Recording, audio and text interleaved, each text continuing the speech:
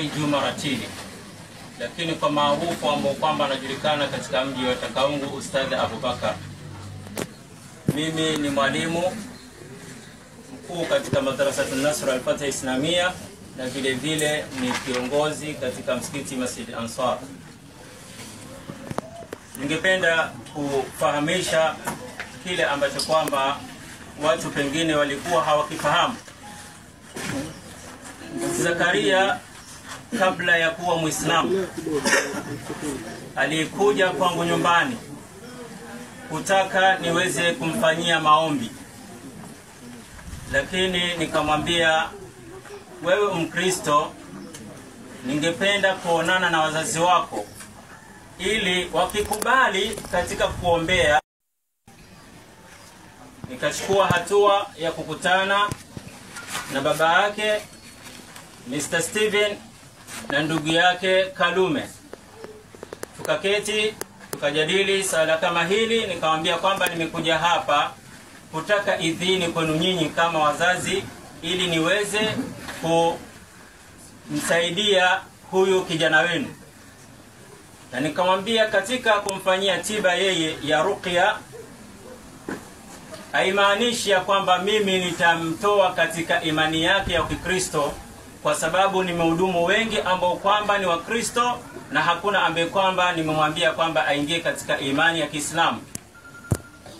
Baada ya pale jambo kama hili walikataa, wakasema sisi ni wokovu na hatuwezi kufanya nini kuweza kusomewa Qur'an. Baada ya pale kijana wakati wa mchana akaja kwangu nyumbani tena, akanambia, ustadhi, mimi nataka kusilimu. Nikamwambia, mimi niko peke yangu, siwezi kukusilimisha isipokuwa mpaka kuwe na mashahidi. Nikamwambia, wakati wa swala ya alasiri wewe njoo msikitini, utakuwa na watu, nitaweza kukusilimisha. Yule kijana baadaye alasiri aliweza kufika na kukawa na mashahidi ambao kwamba walikuwa pale msikitini, kama mzee Salim Amir ndugu yake Juma Amir ambaye kwamba ni naib wa Masjid Jamia Nairobi, kukiwa na mzee Juhudi, kukiwa na Suleiman Mbango na kukiwa na Suleiman Juma. Kwa hivyo nikaweza kumsilimisha na baada pale akawa yeye ni Muislamu. Katika mwaka ambao kwamba niliweza kumsilimisha ilikuwa ni mwaka wa 2023. Kijana kama huyo, kwa kuwa alitaka maombi kwangu, nikachukua jukumu ambalo kwamba wazazi wake walikuwa wamekataa na nikaweza kumwombea. Kwa huo muda akawa yuko katika hali nzuri kabisa, mpaka watu wake wakawa ni wenye kusifu jambo kama lile kwamba amekuwa katika hali nzuri. Kijana huyo katika mwaka huo wa 2023 akajifundisha uendeshaji gari katika kituo cha Gakala Driving School. Kijana kama huyo akawa ni mwenye kushirikiana katika ibada nyingi tofauti tofauti, tukawa ni wenye kusali naye, na mpaka maisha yake ya mwisho akawa ni mwenye kuswali swala ya adhuhuri, na hapo ndipo alipoweza kufariki.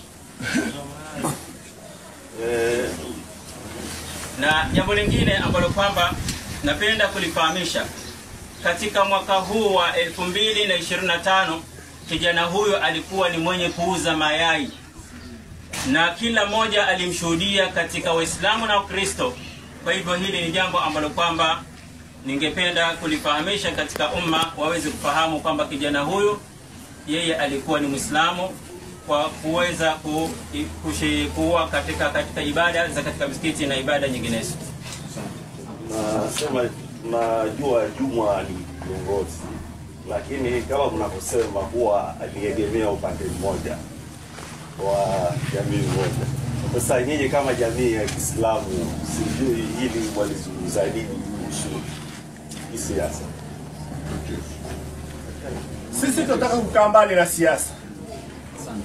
Hatutaki kuingilia siasa. Hili ni suala la kidini, tunalijibu kidini. kwa sababu mimi si mwanasiasa, ingaje nimetaja wanasiasa walio marafiki zangu chungu nzima, lakini hatutaki hili jukwaa liwe ni jukwaa la siasa. Ni jukwaa la kidini la kujibu masala ya kidini. Hujuma tuliofanyiwa sisi Waislamu na uliofanyiwa Uislamu na Jumwa Bekadama. Sawa. Mkiwa mnafuatilia majambo, sio msikize upande mmoja mkimbilie kutangaza.